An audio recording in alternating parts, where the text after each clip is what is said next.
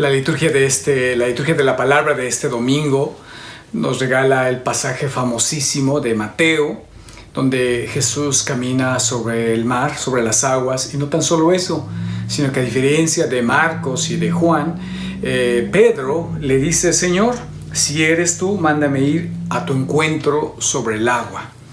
Y me gustaría meditar de dónde surge esta pregunta, por qué Pedro le hace esta petición a Jesús.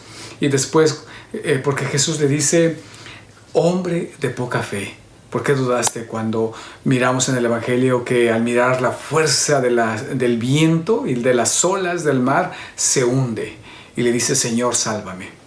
Para entender esta osadía, ya le llamo así, de Pedro, tenemos que entender un poquito la mentalidad judía, y tenemos que, sobre todo, el sistema de educación. Para algo rapidito, en otro momento me gustaría trabajar un poquito más en ello, pero había básicamente 3 niveles de educación para los judíos. Y esos niveles, el tercer nivel era ya para la élite, para lo mejor de lo mejor. Y este era muy depurante, lo cual significa que iba eliminando a los que tenían menos capacidades, ¿sí? Entonces, la primera etapa era sobre todo enfocado en el Pentateuco, en los primeros 5 libros de la Biblia, y empezaban a entrar a esa escuela, a esa educación desde los 6 a los 10 años, aproximadamente de 4 o 5 años, en donde los que lograban terminar y pasar, podían pasar a la segunda etapa, ¿sí? Y era más o menos de los 10 a los 14, 15 años, otros 5, 6 años de educación. Estas 2 etapas se caracterizaban por una rigidez y una educación muy, muy difícil, de tal manera que después de la primera etapa, los que no lograban terminar, acreditar esa educación, los mandaban a su casa y les decían: vete a tu casa a aprender el oficio de tu padre. Y al que no, continuaba en la segunda etapa. Al terminar alrededor de los 15, 16 años, venían los rabinos y miraban a los que habían estado ya 10 años en aprendizaje. En la segunda etapa era sobre los profetas y sobre los libros sapienciales y sobre los salmos. Y el rabino, cuando les hacía preguntas, y todos querían, lo mejor de lo mejor en estos 10 años, querían irse con el rabino, que era su sueño para ser lo más exitoso en la vida.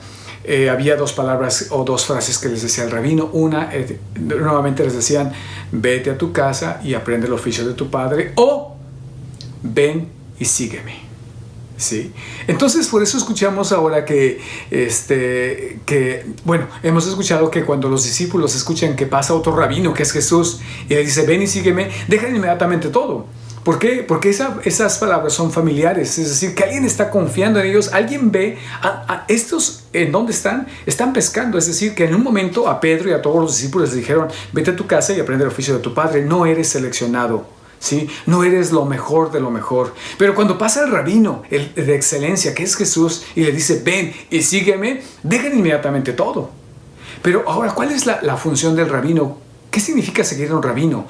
No tan solo era saber lo que él pensaba, conocimiento, sino volverse otro rabino, imitar absolutamente todo lo que decía el rabino. Es decir, que cuando el rabino le decía a un discípulo: ven y sígueme, el rabino confiaba y creía que el discípulo podía ser otro él, otra persona, ¿sí? Que podía pensar, que podía mirar el mundo como él, y todos lo imitaban. La manera de sentarse era una imitación total, convertirse en otro rabino, idéntico al rabino. Entonces, cuando mira a Jesús caminando sobre las aguas, de ahí la osadía de Pedro, que le dice: si eres tú, Señor, mándame ir a tu encuentro, ¿sí?, sobre el agua.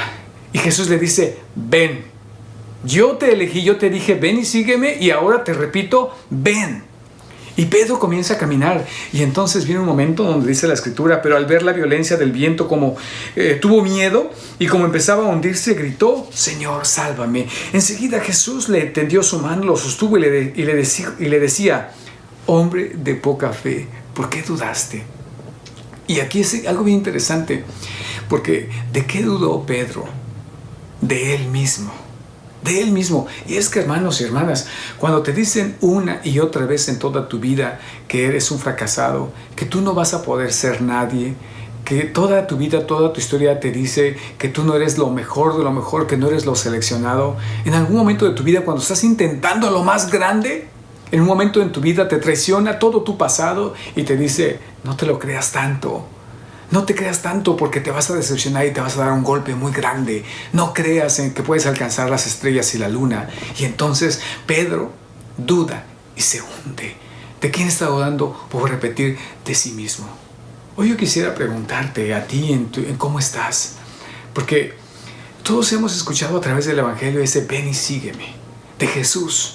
Yo así me encontré con Él cuando entré al seminario. Yo no pensé en ningún momento querer ser sacerdote. Yo pensaba que eso era para alguien diferente a mí, no con mi pasado, no con mis talentos o con mis pocos talentos. Y cuando escuché el de Jesús, ven y sígueme, dejé todo para poderlo seguir.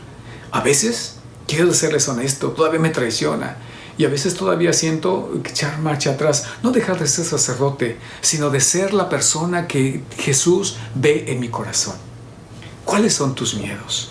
¿Qué es aquello que cuando estás avanzando te hace retroceder? ¿Tu pasado? ¿Tus pecados? ¿La poca estima que tienes de ti? ¿Qué es?